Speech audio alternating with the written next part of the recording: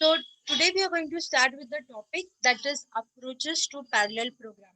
Okay, so we already know what do you mean by parallel programming. Parallel programming simply means that you are dividing the work among different processors, and these processors are doing the execution parallelly. So that is all about parallel programming.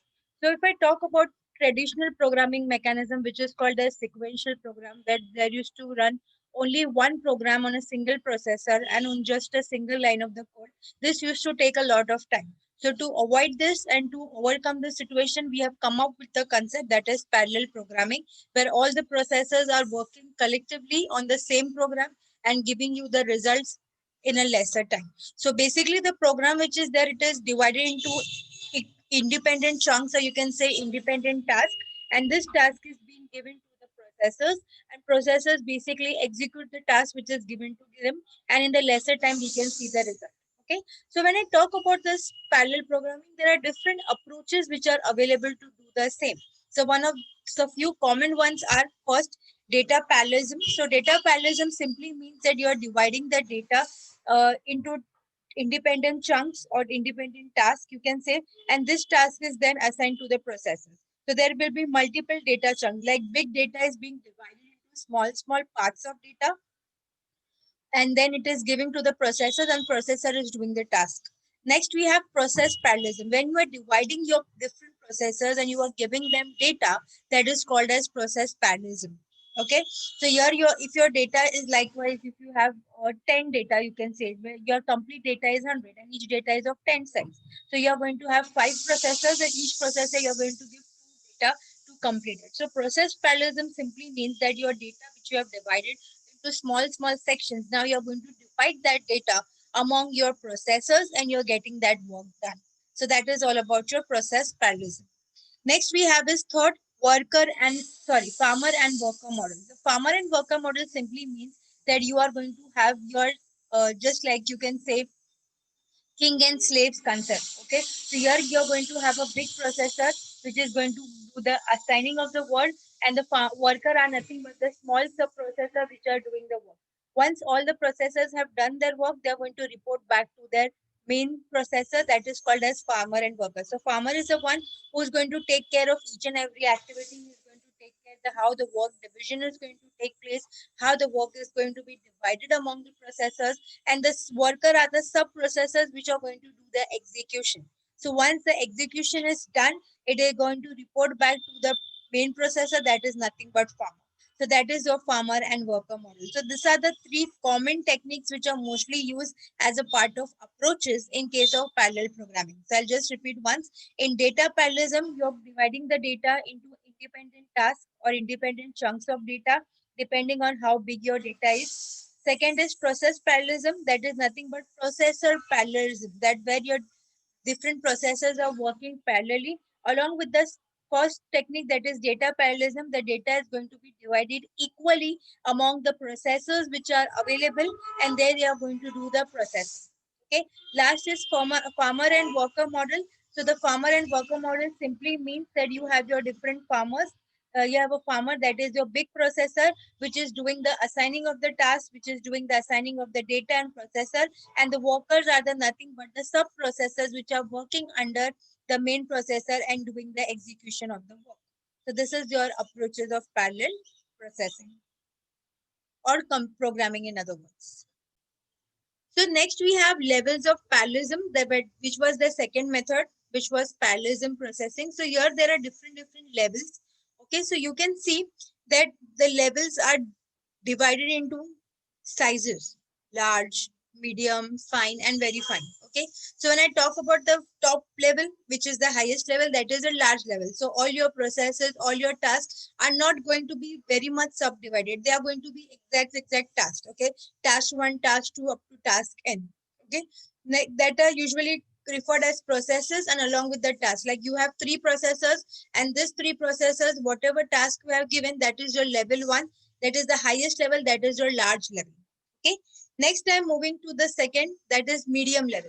So here whatever task you have, now you're going to start seeing the threads which are there into it, the functions which are defined into this. If there are a set of codes which are going to be run by the processors, so in this case, you're going to see the threads, you're going to see the functions. So if there are shared memory, then you can share it across the same memory.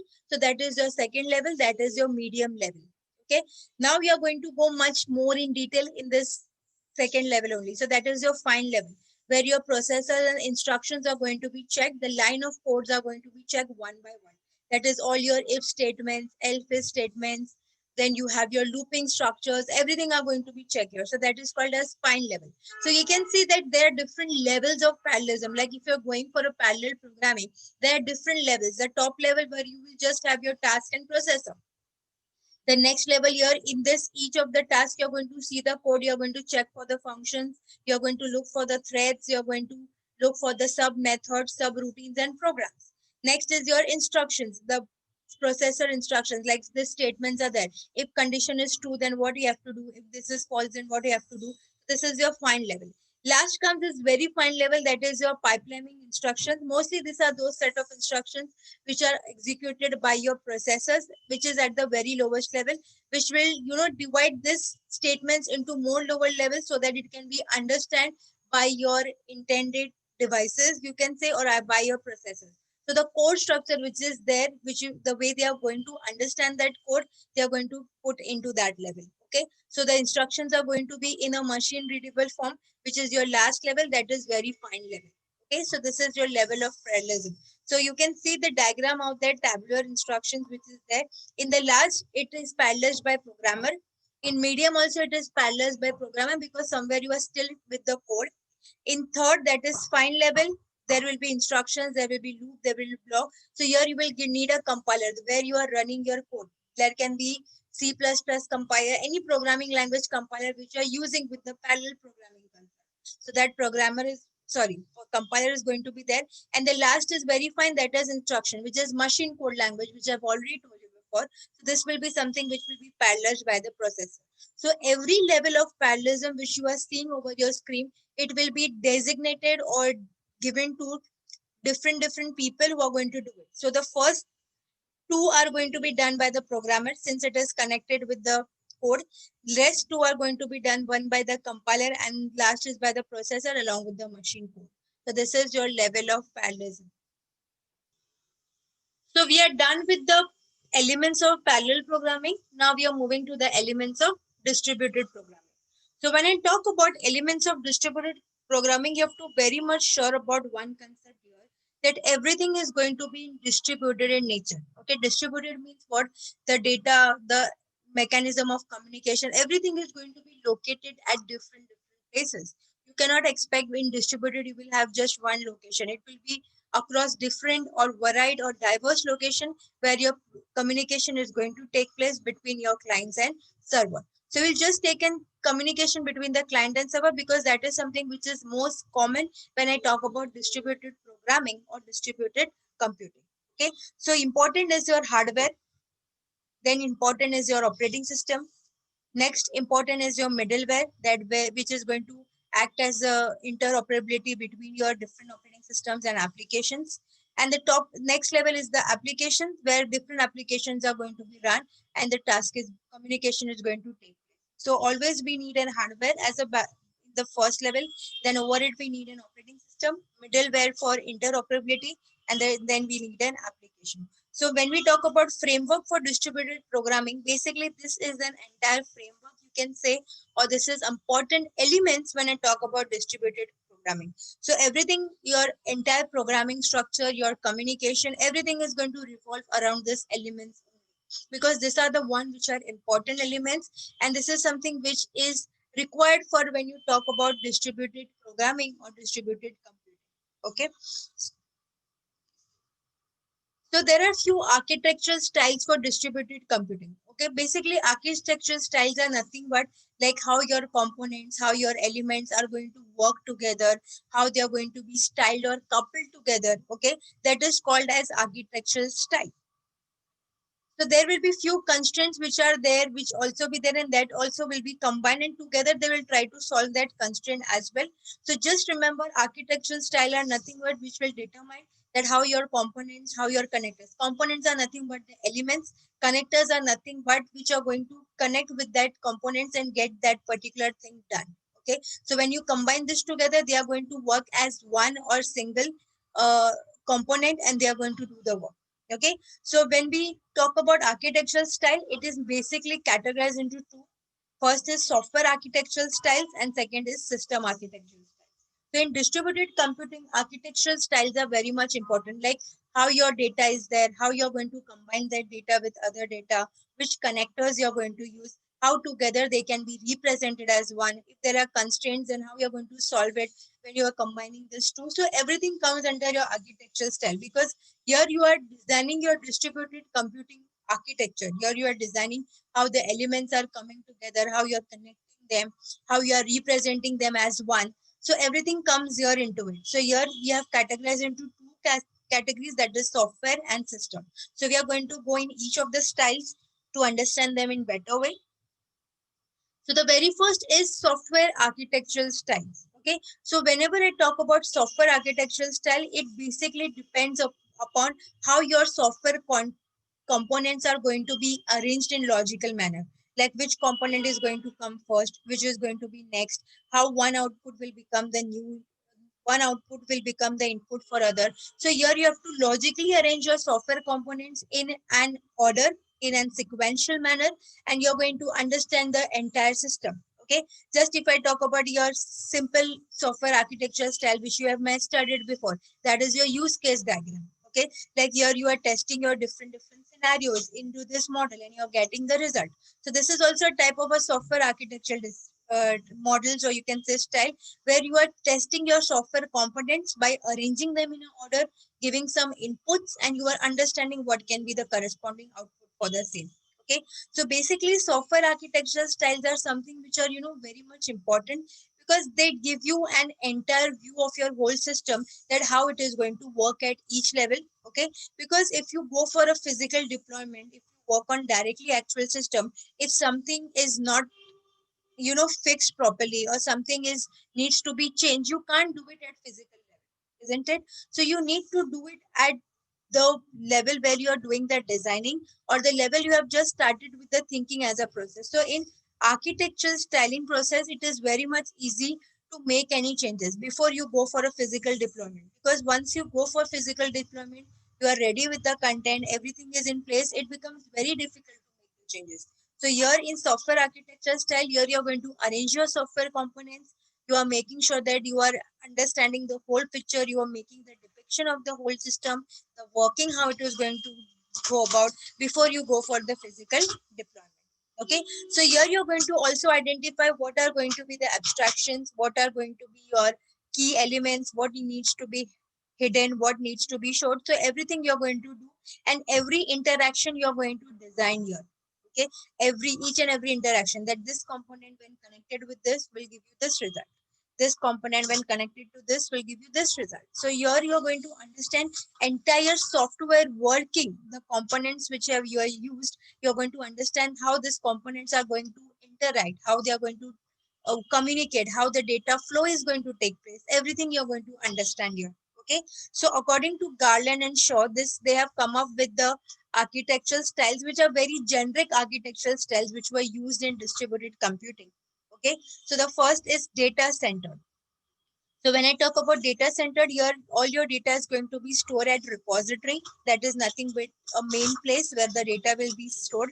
And Blackboard here simply refers to that you can keep noting down which data has come to the repository and which data is yet to receive. Okay. So first category is a data centered, where your data is going to be stored in a repository, nothing but a warehouse or a place which is only designed for storing the data.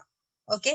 Next is a Blackboard is a technique which will help you to keep down the track of the data which we have received, which have not been received. So you can do the tracking of your data. That is your Blackboard. Second, we have data flow. Data flow simply refers to how your data is going to flow across different processes, different devices, different communication mediums. That refers to as data flow. So the architectural style which we use here is pipe and filter. Pipe means what? The data is going to go through different pipes. That pipes is nothing but different devices, and the information which is required is only going to be filtered out, which is not going to be required is going to be is going to be there into the pipe itself. So that is your pipe and filter. Okay, so what is that flow of the data is going to be, you can say, is going to be monitored, it is going to be checked. Data which is required, it is going to be filtered, and it is going to store for the next as a reference, and which is not required, it is going to be eliminated.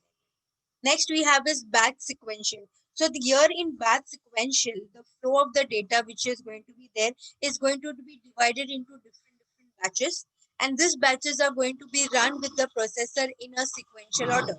Okay, like for example, one output is required by next input. So first, which is required as an output, first you have to going to do the processing of that. Once you get the output, that becomes the input for the next. So here you are going to divide your task or your data, in other words, you can say, into small batches, and these batches are going to be executed in a sequential or in a sequence.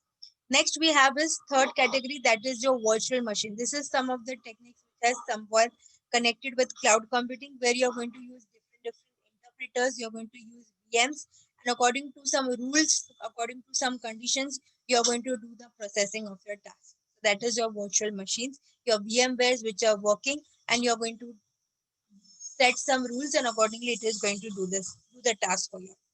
Next we have is call and return. So call and return is nothing but here you are going to have your main programs, here you are going to have sub programs, and here you are going to define the call and return method. Okay, so here mostly call and return, we usually use call by reference, call by value, we usually use this in programming, and this you can usually see in your object oriented architectures, that these are usually there. So that is your object oriented system which will have call and return mechanism, where they are going to call the method and they are going to return some value. Okay, that is why it is call and return here. Next, we have independent components. So independent components is again another set of software architecture, where the processes which are there are going to work independently.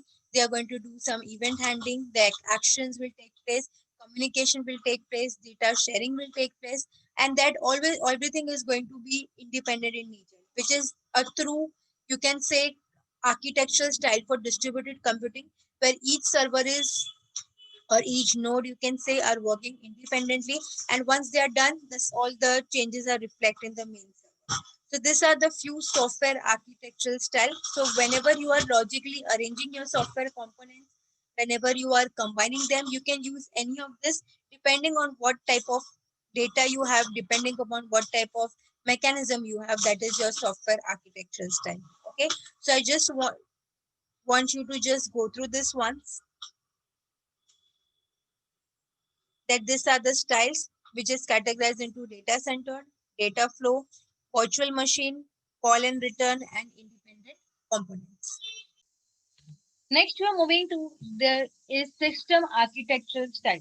Okay, so when I talk about system architectural style, basically they are one which are going to cover the physical organization of your components, your processes, your devices, everything, like how you're going to organize the physical components. If I talk about, I have 10 devices or I have 10 computers. So how I'm going to physically arrange the nodes, how this they are going to be, connected with each other, which is going to be the main server, which are going to be sub server. So basically in system architecture design, here you're dealing with system architecture. Like if you have your devices, if you have your servers, if you have your clients, then how you're going to manage this, how you're going to organize this.